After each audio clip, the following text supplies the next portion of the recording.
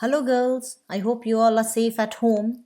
To continue with the economic importance of bacteria and fungi, today we will start with the economic importance of fungi.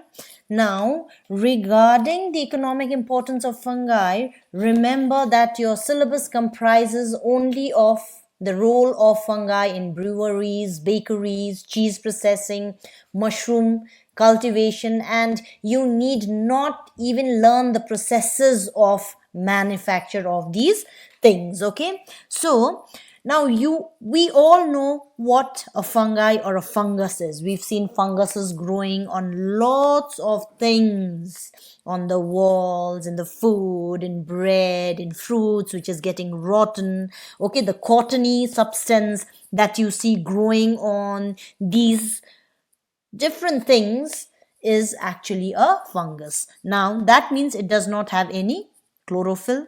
Okay, and they are known as moles. You find them growing on food, breads which is getting rotten. Okay, now there are both useful as well as harmful fungi. When we talk about useful fungi, there are several species of Penicillium. If you remember, Penicillium chrysogenum was the fungus from where the first antibiotic penicillin was discovered by Alexander Fleming. Okay, but there are other species of Penicillium which is used in flavoring cheese. Okay, now, talking about harmful bacteria, you know that most fungi are harmful. They spoil our food, they damage trees, okay, in the forest because they grow on the barks of the trees and they eat away the food that is produced by the plant, the tree.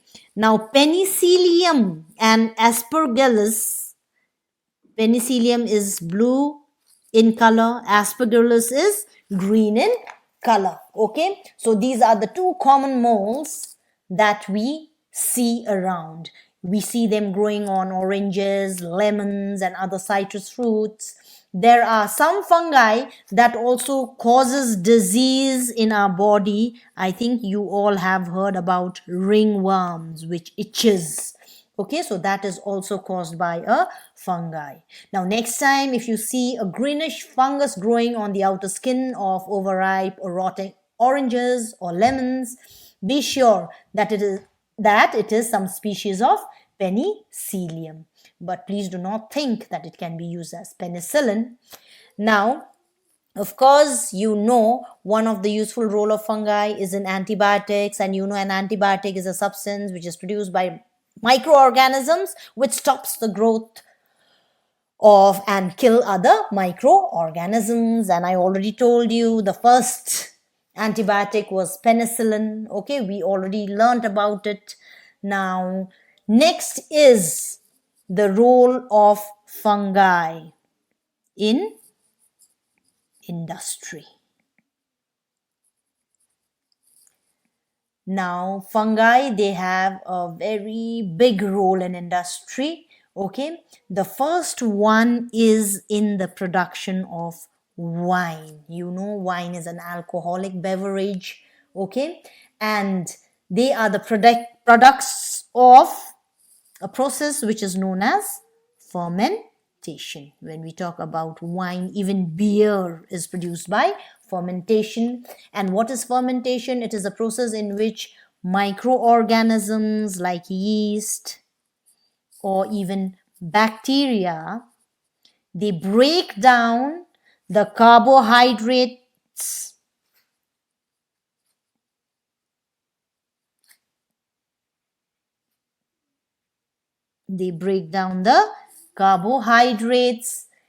and turn it into ethanol. Ethanol is the alcohol, okay, or even lactic acid in the absence of oxygen. So it is anaerobic process, that is in the absence of oxygen. Now, the source used for making wine is, of course, grapes. From grapes wine is made, okay? And beer, it is barley. And the microorganism used here is yeast. All of you know what yeast is, okay? And the reaction is glucose is broken down, oxygen is not required, to form two molecules of ethanol or ethyl alcohol and two molecules of carbon dioxide is given out. Okay. Now, you know, it is obtained from grapes and it is fermented in very large vessels, and then yeast is added here, okay? Or sometimes it is naturally present in the grapes. And finally, what is the end product? It is ethanol. Now, next is in baking, okay, or especially in bread making.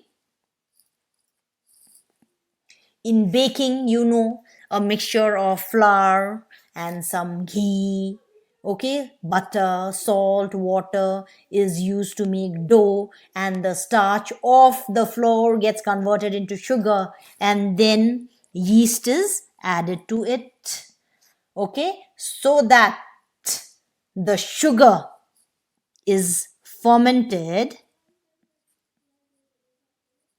The sugar gets fermented and produces carbon dioxide, okay? As a result, the dough rises, which is known as leavening. That is, it becomes bigger in size, okay? About 3 times its original volume. And when the dough is baked, the gas bubbles expand and the bread becomes spongy. Now next we will learn how cheese is produced.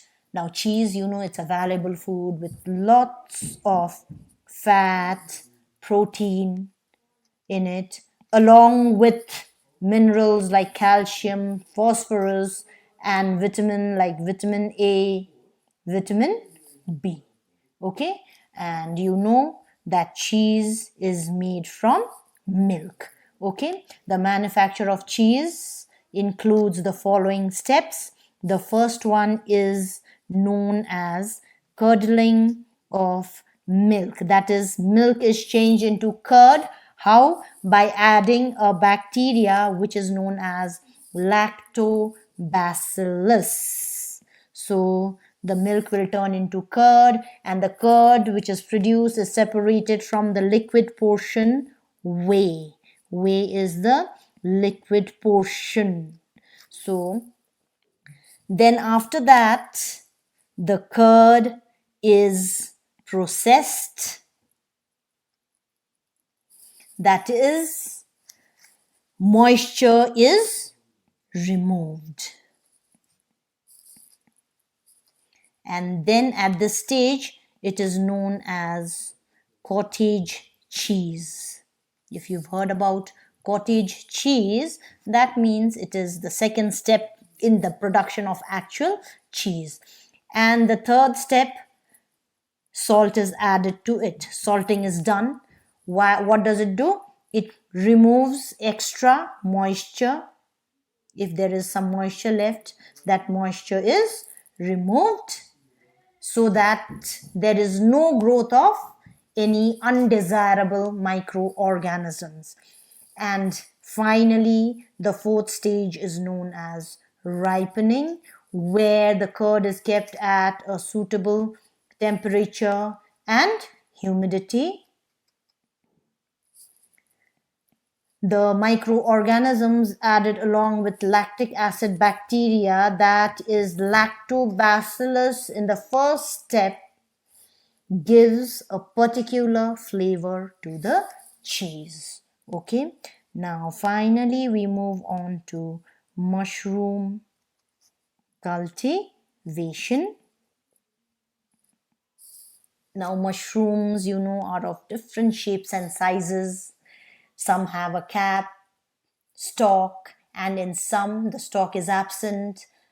And you may have seen many varieties of mushrooms growing in the wild. And remember, all mushrooms are not edible. Most of them are mildly or severely poisonous. Okay, the edible ones have been eaten by humans. Okay, and the most edible common mushroom is known as agaricus bisporus.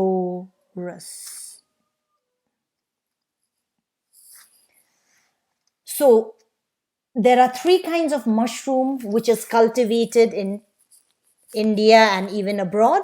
The first one is known as white button mushroom. Okay, it is Agaricus bisporus. Second one is paddy straw mushroom, that is Volvariella. And the third type is oyster mushroom, which is scientific name is Pleurotus.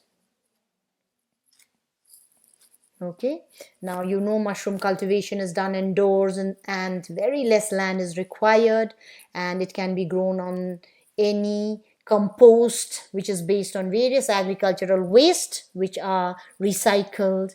Okay, the compost uses decayed organic matter that is used for fertilizing land.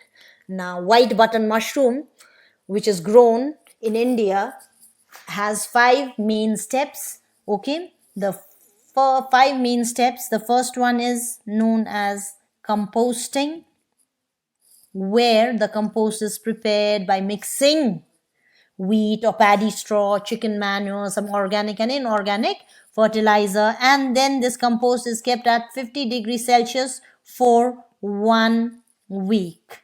Okay, then next step is known as spawning, where the mushroom seed, okay, is put in the compost. The third one is known as casing, that is a thin layer of soil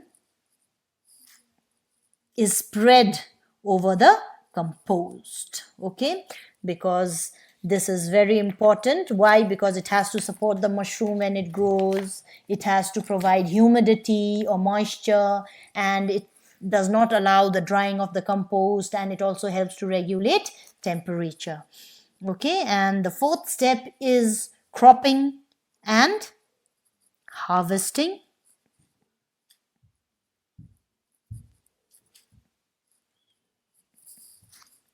So mycelium, or a network of fibrous mass, grows in about 2 to 6 weeks,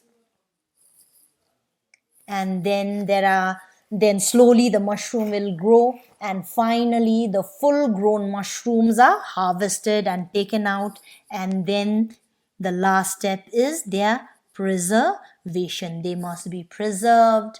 They are highly perishable, means they die very easily. Okay, so there are different ways by which it is preserved. The first one is known as vacuum cooling. Then some radiation is given, and it is stored at 15 degrees Celsius, and even by freeze drying. Okay, that is sublimation of ice from frozen mushrooms at a very less temperature. Now, mushrooms are an excellent source of vitamins and minerals. They have a good amount of niacin, pantothenic acid, and biotin. The vitamins in mushrooms are retained during cooking, canning, and dehydration. Okay, and it also has proteins, carbohydrates, fat, and of course, I already said it also has vitamins and minerals. Okay, please remember, you must never try eating mushrooms from the field if you see, because maximum mushrooms are poisonous. Okay, so with this we come to the end of the chapter, economic importance of bacteria and fungi. Now be ready for another test very soon. I will inform you in the WhatsApp group. Till then, children, stay safe. God bless you.